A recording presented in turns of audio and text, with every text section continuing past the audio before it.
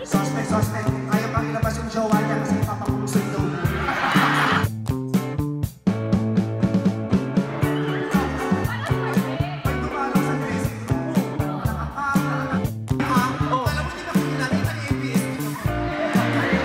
Vice ganda, binuking si Kim Chiu sa Christmas special.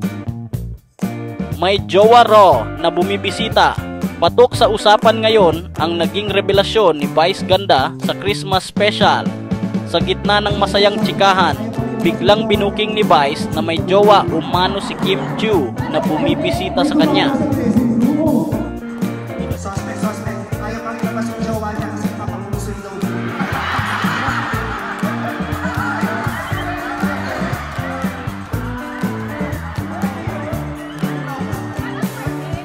Agad na nag-react ang audience, sabay sigawan ng tanungin ni Vice.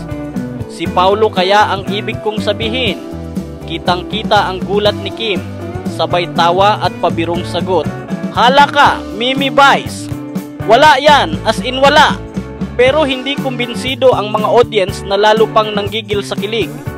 Dahil dito, trending ngayon sa social media.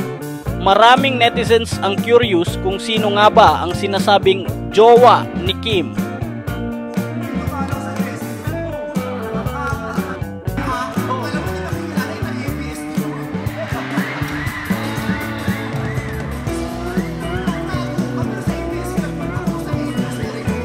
Habang walang kumpirmasyon mula kay Kim, patuloy na umaasa ang fans na magkaroon ng linaw ang naturang biruan.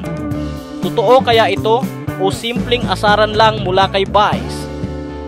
Ang Christmas special na ito ay tiyak na puno ng kilig at sorpresa. Don't forget to like, comment at subscribe for more videos.